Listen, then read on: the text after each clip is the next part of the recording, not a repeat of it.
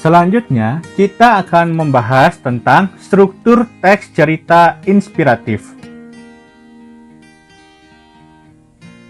Struktur yang pertama adalah orientasi. Orientasi merupakan bagian awal dari suatu cerita yang berisi pengenalan tokoh, latar, dan konflik.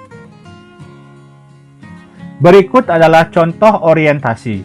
Pada masa dahulu, ada seorang anak laki-laki. Dia cerdas, berbakat, dan tampan. Sayangnya, dia sangat egois dan mudah marah.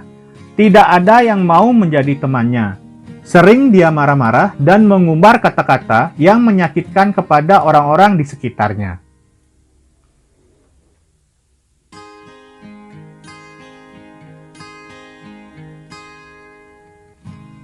Struktur selanjutnya adalah perumitan peristiwa. Perumitan peristiwa merupakan awal peristiwa terjadinya konflik atau masalah yang dialami oleh tokoh. Berikut merupakan contoh perumitan peristiwa. Orang tua anak itu sangat cemas dengan temperamen anaknya. Mereka berpikir apa yang harus mereka lakukan. Suatu hari ayahnya mendapatkan suatu ide.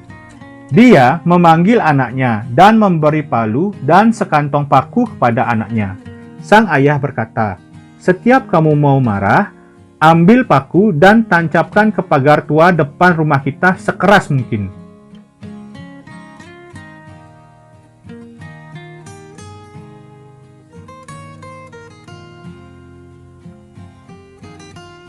Selanjutnya adalah komplikasi. Komplikasi merupakan puncak cerita atau klimaks yang menjadi inti cerita. Tempat kisah yang menjadi inspirasi. Berikut adalah contoh komplikasi.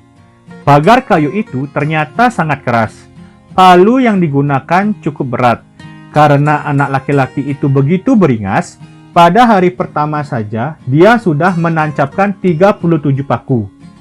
Hari demi hari, minggu demi minggu, jumlah paku yang ditancapkan semakin lama semakin berkurang.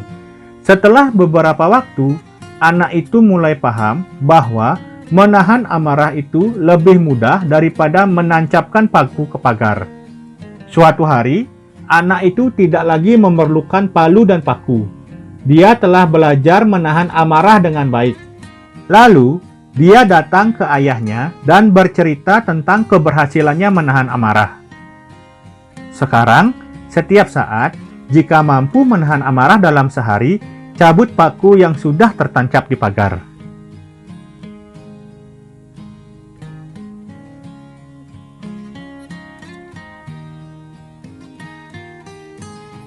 Struktur berikutnya adalah resolusi. Resolusi merupakan bagian yang berisi pemecahan masalah. Resolusi berisi peristiwa yang menyadarkan tokoh tentang kebaikan. Berikut adalah contoh resolusi. Sekian waktu berlalu. Akhirnya, sang anak bangga setelah semua paku tercabut semuanya. Saat dia datang ke ayahnya dan menceritakan semuanya, dia menawarkan untuk merapikan dan merawat pagar. "Kamu sudah berhasil, Nak. Tetapi, coba perhatikan lubang bekas paku itu. Pagar itu tidak akan bisa menjadi seperti semula. Sudah cacat."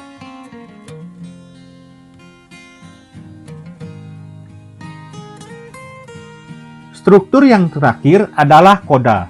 Koda merupakan penutup cerita berisi kesimpulan pesan moral atau amanat.